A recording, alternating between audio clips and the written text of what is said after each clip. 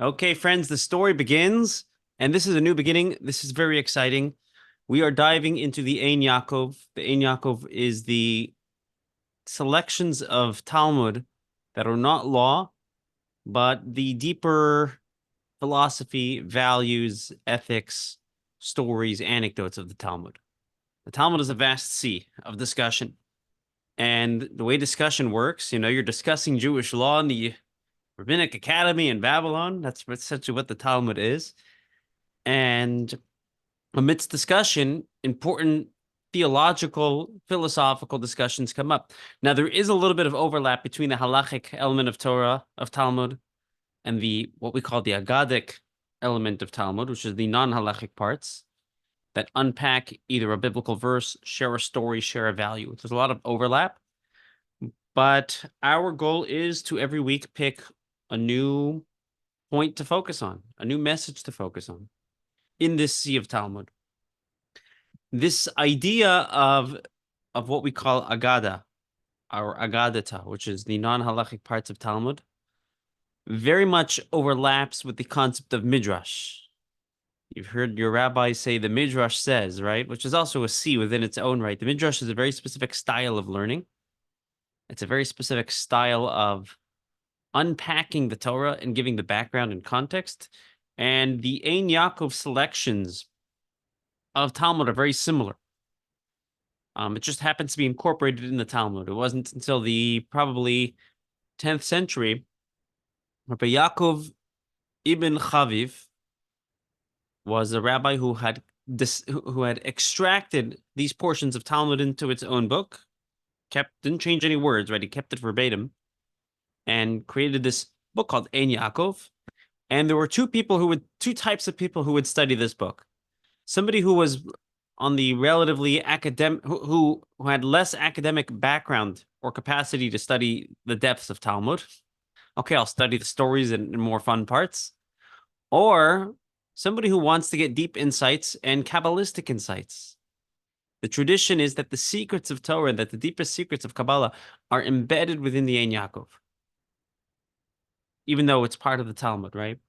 As part of the Ein Yaakov, he also wrote his own commentary on the Ein Yaakov, which overlaps. Again, it overlaps with Talmud. You could theoretically learn that commentary with the Talmud itself. And there's a lot of overlapping commentaries, and there's a lot of opportunity to really explore the theology, philosophy, and value system of Judaism from the perspective of our sages. Well, so again, the two categories are Agada, non-halachic, and halachic. If it's halachic, does it end up in the Shulchan Aruch? At some point, yeah. So then, is it fair to say that anything that is in the Ein Yaakov is something you would not find in the Shulchan Aruch then? That's a good question. Very good question. You do have a little bit of overlap. Because sometimes a story would convey a law, would convey a particular ruling. The Talmud might convey a series of rulings or laws, and then have stories or anecdotes of what rabbis did to kind of give context to its application. So the application might be Agadata, but it still might end up in halachic books. So there is a little bit of overlap, 100%. Good question. Very good question. Let's start.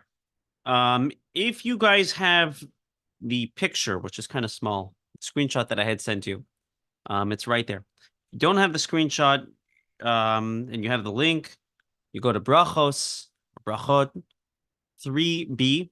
The context here is that we're talking about the time to recite the Shema in the Talmud, the time for prayer.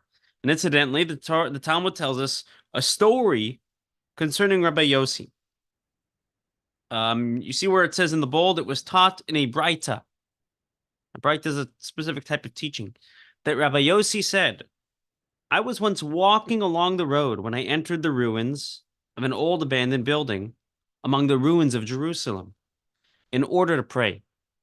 I noticed that Elijah of blessed memory, Eliyahu Hanavi, came and guarded the entrance for me, waited at the entrance until I finished, and waited for me at the entrance until I finished my prayer. When I finished praying and exited the ruin, Eliyahu, said to me, differentially, as one who would address a rabbi, "Greetings to you, my rabbi, Shalom Aleichem, Rebbe." I answered him back, "Shalom Aleichem, Rebbe, Mori." Right? Greetings to you, Rabbi, my teacher. And Elijah, by the way, it's not like an everyday occurrence that people just bump into Elijah. You know what I mean? It's like a big deal. Elijah said to me, "My son, why did you enter this ruin?" I said to him, "In order to pray." And Elijah said to me, "You should have prayed on the road. Shouldn't have entered there." And I said to him, I was unable to pray along the road because I was afraid that I might be interrupted by travelers and would be unable to focus. Elijah said to me, "You should have recited the abbreviated prayer instituted for just such circumstances." The Talmud earlier had cited the notion of an abbreviated type prayer for people who are kind of in situations that are not conducive for prayer. Rabbi Yossi concluded that at that time, from that brief exchange, I learned from him three things. I learned from him that one may not enter a ruin, right? A destroyed building. Don't enter there. I learned from him that one need not enter a building to pray, but he may pray along the road. A new law that I learned, right? So this is a story, but we're deriving law from there. And I learned that one who prays along the road recites an abbreviated prayer so that he may maintain his focus. Then in the Talmud, we're not going to read this part just yet, but the Talmud goes on to discuss what Rabbi Yossi heard when he was in this ruin. He heard a heavenly voice lamenting, it was God, essentially, or some sort of divine voice, lamenting the fact that God had destroyed the Beit HaMikdash, sent the Jewish people in exile, and every time the Jewish people answered to the Kaddish, Amen, Yehei Shmei Rabbah, may his name be great, like as we do during Kaddish, God essentially regrets Galus, regrets the exile, and says, "Why did I send my children away from my table?" Okay, this is the story with Rabbi Yossi. Right? Rabbi Yossi is praying, and he learns that he should not be entering this ruin. There's a lot to learn from this story. There's a lot to unpack. I want to start with the first thing, which may seem like a minor detail, but you'll soon see how significant it is. There is a commentary on the Agadic parts of the Talmud and on the Ein Yaakov, authored by a rabbi from the late 1800s. His name is the Ben Ish Chai, Rav Yosef Chaim of Baghdad. He wrote a book called the Ben Yehodaya, and he wrote a commentary unpacking these types of stories and insights in the Talmud. And he points out something interesting. I'll be honest, when I first read this, I thought, okay, whatever, you know. You read the Talmud here, it says, Rabbi Yossi says, "I was once walking along the road when I entered the ruins of an old abandoned building among the ruins of Jerusalem," right, in order to pray. That's not the most efficient way of speaking. The best way to speak is to take the shortest route possible, right? You want to get there quickly. You don't want to string people along, otherwise you lose them. I was doing you know what we call this in Kabbalah? Tzimtzum. Right? God condenses himself. Right? Teachers need to condense themselves. I was once taking a teacher's training course, and they said, "Here's what teaching is." I don't know if I should be exposing this. Okay, fine. The rabbi gets up and he says, "You guys are not here just to convey information. More than that. You're there to create a shift in the student. Take them from point A to point B. Establish what their point A is and take them on a journey to point B." That could be in any context. Like if I'm teaching about the philosophy of Shabbat, I'm just giving a simple example.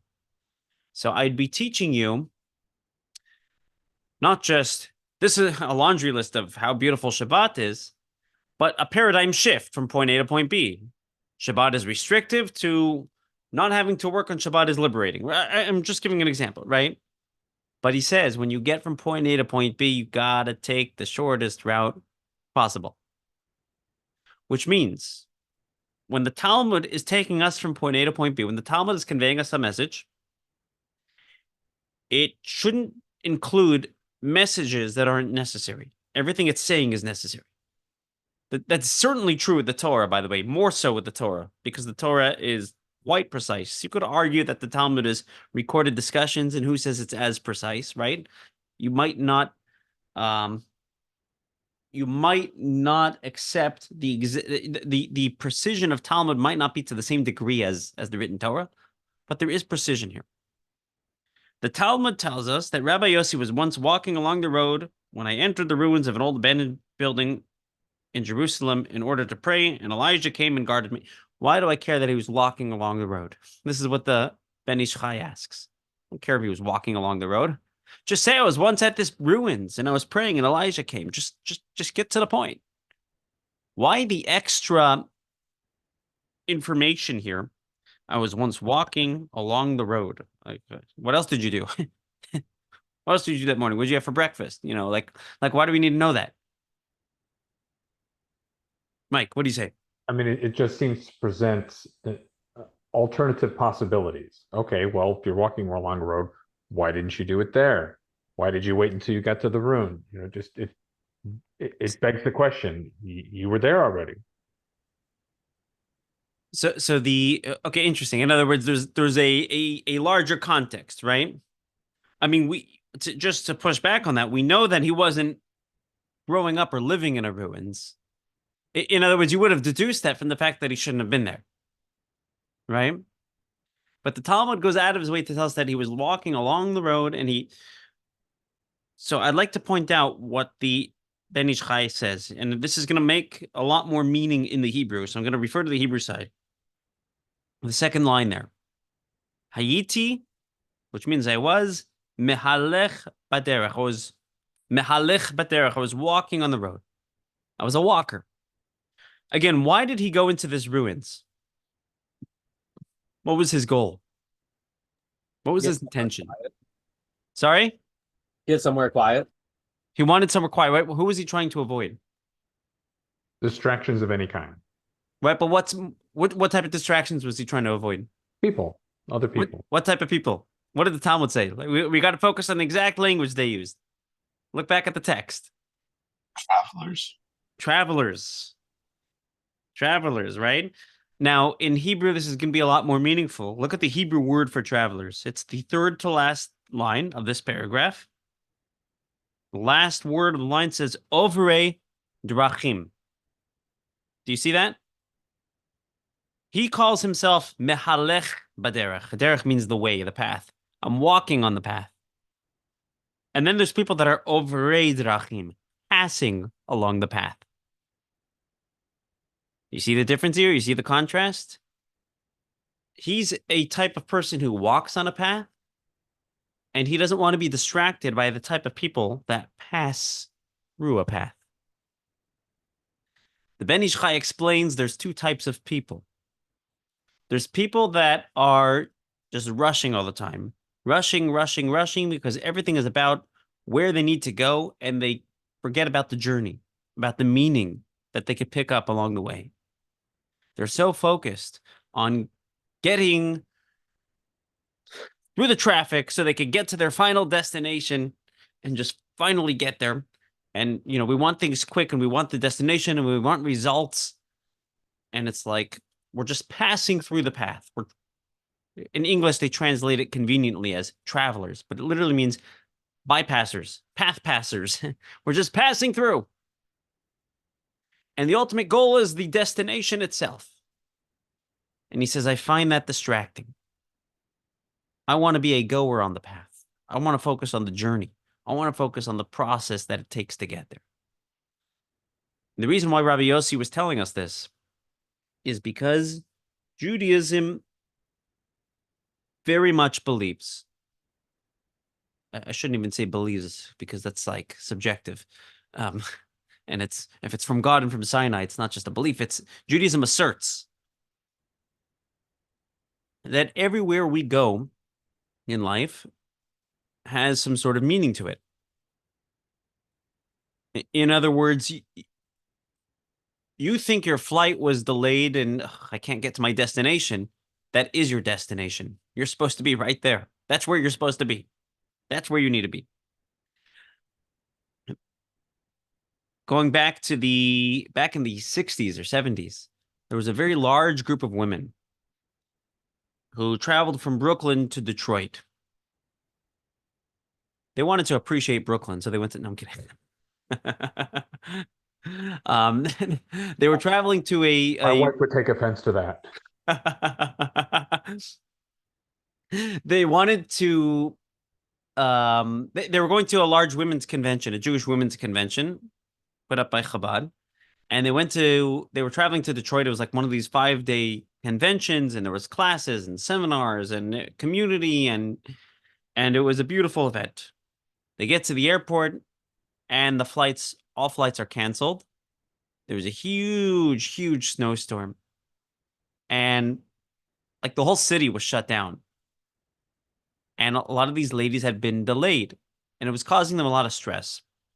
A lot of them had large families and a lot of children at home waiting for them, and they finally got to take off for a couple of days to go to this convention, and now they're stuck, and the streets are blocked, and it's a whole sleeping in the airport. It's a whole commotion. It's really, really not a pretty situation.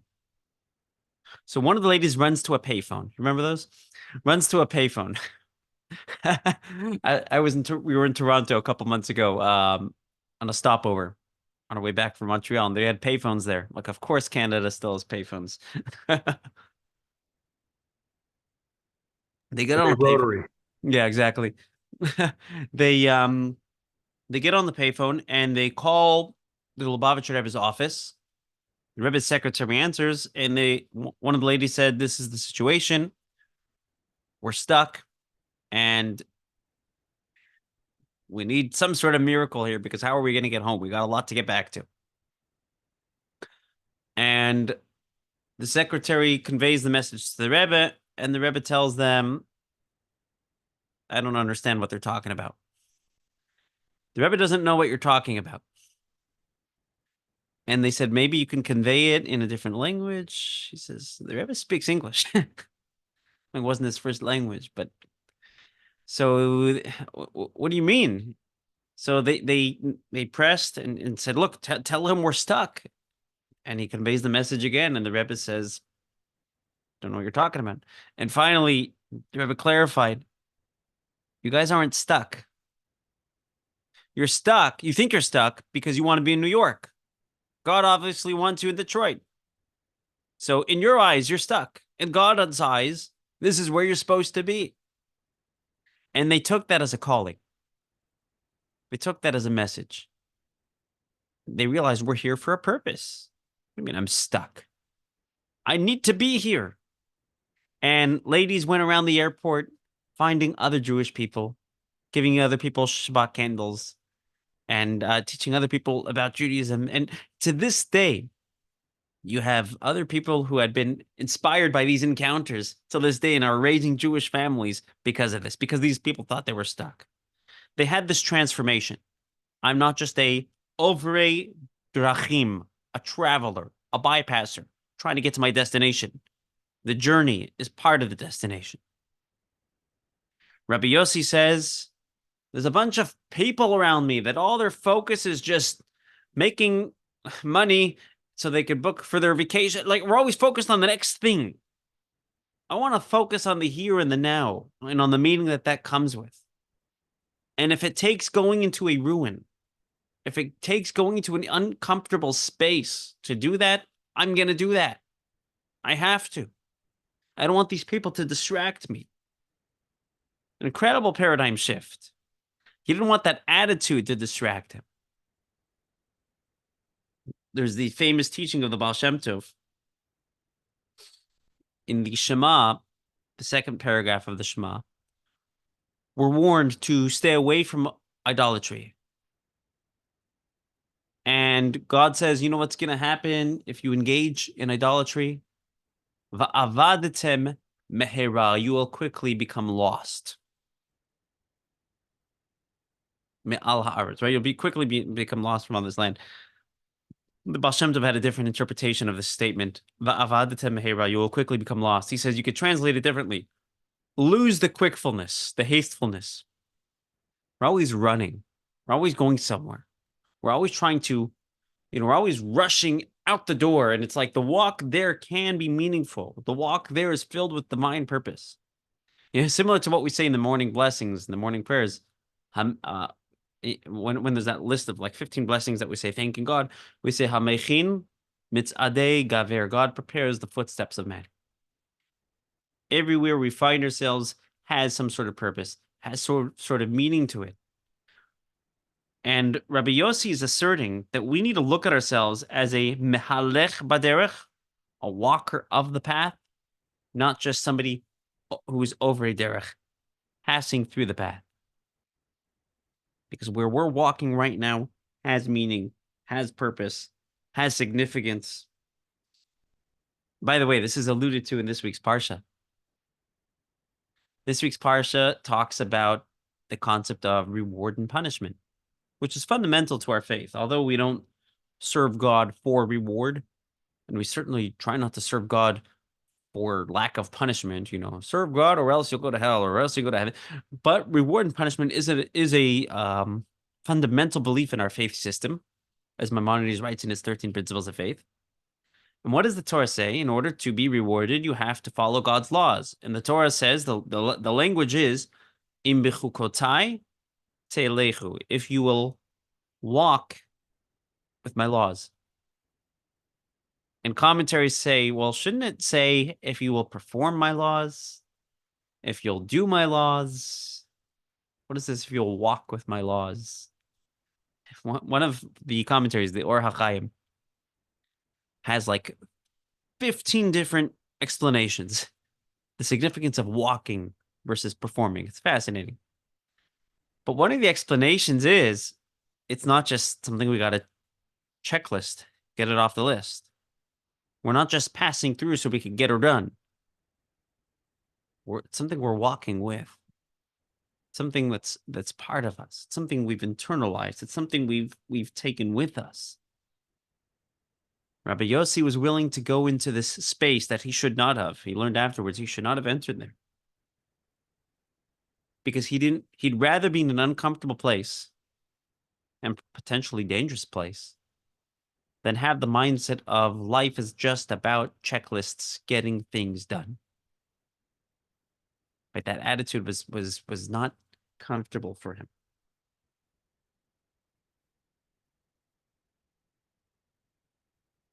The Baal Shem Tov had an interesting explanation.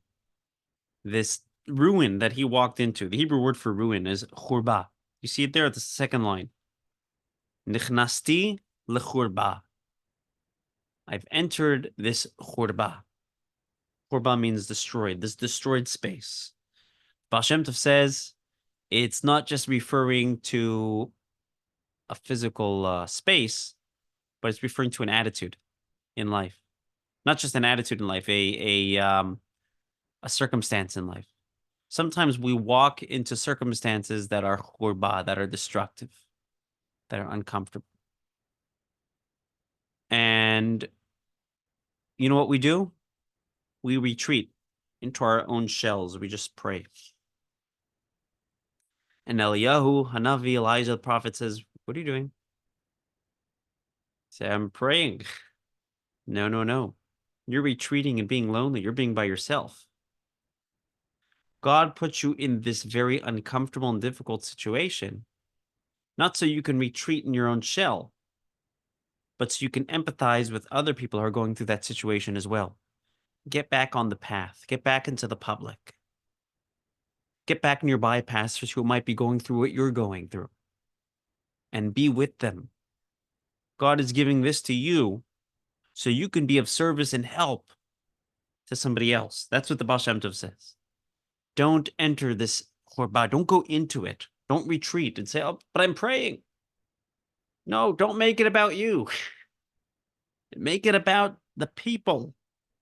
And that's why we didn't read the second part of the Talmud story, but in the continuum of the story, what did Rabbi Yossi hear? The voice that he heard in this ruins? He heard about God lamenting the exile. He heard God empathizing with his people, the pain that they're going through, the public, what the public is going through.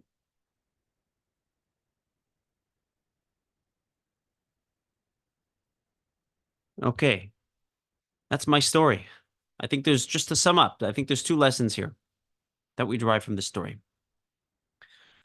Number one, the value of not being distracted by the bypasser attitude, the traveler attitude, the destination goal achiever attitude, at the expense of focusing on the journey and on the process of life, and how every moment in life in its own right, independently, can be meaningful. Every moment has been created by God.